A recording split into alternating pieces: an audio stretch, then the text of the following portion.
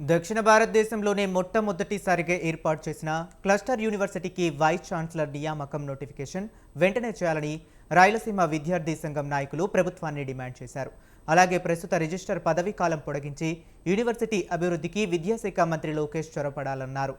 లేని పక్షంలో భారీగా ఆందోళనకు సిద్ధమవుతామని విద్యార్థి సంఘం నాయకులు హెచ్చరించారు. యూనివర్సిటీని తీసుకొచ్చింది ప్రస్తుత ముఖ్యమంత్రి చంద్రబాబే అన్నారు.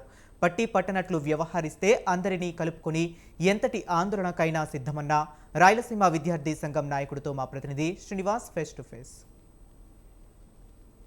మోజులో విద్యా వ్యవస్థలను పట్టించుకోకపోవడంతో చివరికి యూనివర్సిటీలు కూడా పతనమయ్యే పరిస్థితికి దారితీసినాయి. 2014-19 అప్పటి ముఖ్యమంత్రి తెలుగుదేశం పార్టీ అధ్యక్షుడు నారా చంద్రబాబు నాయుడు కేంద్ర ప్రభుత్వాన్ని ఒప్పించి దక్షిణ భారతదేశంలోనే కర్నూలులో ఒక క్లస్టర్ యూనివర్సిటీని ఏర్పాటు చేయడం జరిగింది. ప్లస్ ఆ యూనివర్సిటీ పరిధిలో 3 డిగ్రీ కాలేజీలకు కూడా 55 కోట్ల రూపాయల నిధులు మంజూరు చేసి కొత్తగా భవనాలను కూడా నిర్మించడం జరిగింది. అయితే ఆ యూనివర్సిటీ ప్రస్తుతం చేరుకుంది. అసలు ఈ యూనివర్సిటీ ఈ స్థితికి చేరడానికి గత వైసీపీ ప్రభుత్వం నుంచి ప్రస్తుత కూటమి ప్రభుత్వం వరకు అని విద్యార్థి సంఘాలు ఆరోపిస్తున్నాయి. ఇందుకు సంబంధించి మనతో మాట్లాడేందుకు రాయలసీమ విద్యార్థి సంఘం నేత సీమకృష్ణ ఉన్నారు. ఆయన అడిగి తెలుసుకుందాం. అసలు క్లస్టర్ యూనివర్సిటీ అంటే ఏంటి, అసలు యూనివర్సిటీ కాన్సెప్ట్ ఏంటి? క్లస్టర్ యూనివర్సిటీ 2018లో అప్పుడు రాష్ట్రం విడిపోయిన తర్వాత 2018లో నారా చంద్రబాబు నాయుడు గారు ఇక్కడే శంకుస్థాపన చేశారు, దక్షిణ భారతదేశంలో మొట్టమొదటిగా.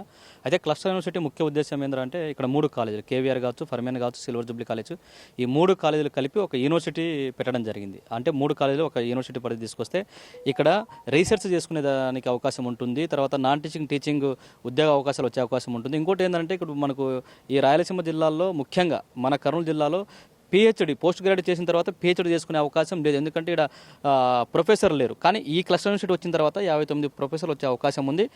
వీరి కింద మేము పిహెచ్డి చేసుకునే దానికి కూడా ఆస్కారం ఉంది. మరి ఒక ముఖ్య ఉద్దేశంతో ఈరోజు కేంద్ర ప్రభుత్వం అప్పుడు ఉన్నటువంటి 2014-2019లో ఉన్నటువంటి రాష్ట్ర ప్రభుత్వం ఇక్కడ క్లస్టర్ యూనివర్సిటీ ఏర్పాటు చేస్తే 2019 అంటే 3 కాలేజీలు కలపకపోగా ఇరెగ్యులర్ రెస్పాన్సిబిలిటీతో నాశనం చేశారు. మరి ఇప్పుడు ఉన్నటువంటి కూటమి ప్రభుత్వం చర్యలు తీసుకోవాలని కోరుకుంటా ఉన్నాం. అంటే వాస్తవంగా గత వైసీపీ ప్రభుత్వంలో యూనివర్సిటీ అంటే కేవలం ఒక వైస్ ఛాన్సలర్ని, ఒక రిజిస్ట్రార్ని అపాయింట్ చేసింది.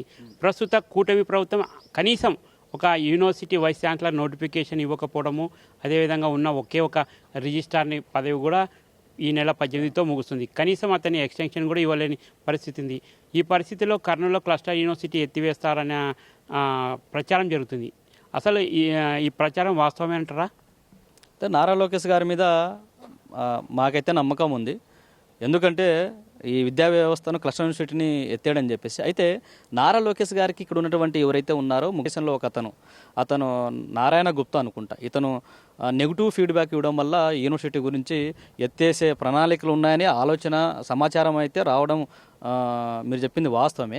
అయితే ఇంతవరకు వీసీని నియమించలేదు, కనీసం నోటిఫికేషన్ కూడా ఇవ్వలేదు. అంటే దాని ఉద్దేశం ఏంటి అంటే ఎత్తేసే ఆలోచనలో ఉన్నారేమో, అందుకే ఇంతవరకు వీసీ నోటిఫికేషన్ ఇవ్వలేదని మాలాంటి విద్యార్థి సంఘాలకు, రాయలసీమ ఉద్యమకారులకు ఒక ఆలోచన అయితే రేకెత్తించింది. అయితే దీనిపైన మేము ఉద్యమం చేస్తూ ఉన్నాం. యూనివర్సిటీ ఎత్తేసే పరిస్థితి వస్తే గన దీన్ని ఉద్యమ తీవ్ర రూపం తీసుకెళ్తామని మేము ఈ ప్రభుత్వాన్ని హెచ్చరికలు చేస్తున్నాం. అంటే క్లస్టర్ యూనివర్సిటీ ఏర్పాటైన తర్వాత 3 డిగ్రీ కాలేజీలలో గతంలో మనం చూసాం, ఒకటిలో జరిగే లొసుగులు వాటిని కంట్రోల్ చేసే అవకాశం ఉంది. అలా లేకపోతే ఒక అటానమస్గా ఆ కాలేజీలను వదిలేస్తే మాత్రం గతంలో జరిగిన పరిస్థితులు మళ్ళీ పునరావృతమయ్యే పరిస్థితులు కనిపిస్తున్నాయి లేదా? ఖచ్చితంగా. ఇప్పుడు గత 2019-2024 మధ్యలో ఏం చేశారంటే కేవీఆర్లోనే మనం కుంభకోణం చూడొచ్చు. 40 మంది అసలు పీజీ ఎంట్రెన్స్ లేకుండా తీసుకోవడం అని చెప్పేసి దాని మీద కమిటీలు వేశారు. విచారణలో ఆమె చర్యలు తీసుకోండి అని చెప్పేసి పోయిన గవర్నమెంట్ చెప్పింది. మరి ఇంతవరకు చర్యలు తీసుకోలేదు. మరి ఇలాంటివి అంటే వాళ్ళ స్వయం ప్రతిపత్తి, ఇప్పుడు కేవీఆర్ కావచ్చు, ఫర్మేన్ కావచ్చు, సిల్వర్ జూబ్లీ, వాళ్ళ స్వయం ప్రతిపత్తి మేము కోల్పోతాం, మా ప్రిన్సిపాల్ పెత్తనం పోతుంది, మేమే ఎగ్జామ్ పేపర్ తయారు చేసుకోవచ్చు, ఇష్టం వచ్చినట్టు మేము అడ్మిషన్ చేసుకోవచ్చు. అదే 3 కలిపితే రిజిస్టర్ వీసీ చేతిలోకి వెళ్ళిపోతుంది కదా. వీళ్ళ చేతిలోకి వెళితే కన్నా ఎడ్యుకేషన్ కొంచెం మెరుగుపడే అవకాశం ఉంది. ఇక్కడ పోస్ట్ గ్రాడ్యుయేట్ పీజీ తర్వాత పిహెచ్డి వాళ్ళు వచ్చే అవకాశం ఉంది. ఇంకోటి ఏంటంటే ఇప్పుడు 3,000 చిల్లర అనుకుంటాం మొత్తం 3 కాలేజీలు కలిపి. కానీ అదే యూనివర్సిటీ వస్తే దాదాపు 8,000 మంది పైన ఇక్కడ డిగ్రీ విద్యార్థులు, పీజీ విద్యార్థులు రావడం జరుగుతుంది. మరి కలపకపోతే మీరు చెప్పినట్టు ఇది వాస్తవం. గత ప్రభుత్వంలో విచారణలో ఆమె ప్రిన్స్ లేకుండా ఏడన్నా రాష్ట్ర చరిత్రలో తీసుకున్న దాఖలాలు ఉన్నాయా? అది కూడా ఎంక్వైరీ కమిటీ వేస్తే తేలింది, చర్యలు తీసుకోమని. ఇంతవరకు చర్యలు తీసుకోలేదు. మరి రాష్ట్రంలో ఉన్న యూనివర్సిటీలకు సంబంధించి వైస్ ఛాన్సలర్ నియామకం చేసింది. కేవలం క్లస్టర్ యూనివర్సిటీకి ఒక వైస్ ఛాన్సలర్ నియామకానికి కూడా కూటమి ప్రభుత్వం ముందుకు రాకపోవడాన్ని ఏ విధంగా చూడొచ్చు? అదే చెప్తున్నా, ఇందాక కూడా రాకపోవడానికి ముఖ్య కారణం ఏంటంటే ఒక ప్రాపగాండా చేశారు. క్లస్టర్ యూనివర్సిటీని తీసేస్తున్నారు అని చెప్పేసి ఒక ప్రాపగాండా అయితే ఇక్కడ నుంచి ఒక నెగిటివ్ ఫీడ్బ్యాక్ పంపించారు. దానివల్ల మనకు ఏం ఉపయోగం లేదని చెప్పేసి వీళ్ళు ఒక నెగిటివ్ ఫీడ్బ్యాక్ ఇచ్చేసి నారా లోకేష్ గారు దీన్ని తీసివేయాలని చెప్పేసి ఒక ప్రాపగాండా అయితే చేశారు. అయితే తీసేయాల్సిన అవసరం ఏముంది? ఈరోజు గత ప్రభుత్వంలోనే 2014-2019లో అనంతపురం సెంట్రల్ యూనివర్సిటీ వచ్చింది జంతులూరు దగ్గర. ఈరోజు అక్కడ బాగా చదువుకోగలుగుతున్నారు, చాలామందికి ఉపాధి అవకాశాలు కూడా వచ్చాయి. మరి ఒక విద్యా వ్యవస్థను తీసివేస్తే కన్నా ఈ రాష్ట్ర ప్రభుత్వం కానీ లేదంటే విద్యాశాఖ మంత్రి నారా లోకేష్ గారిని తీవ్ర పరిణామాలు చూడాల్సి వస్తుంది.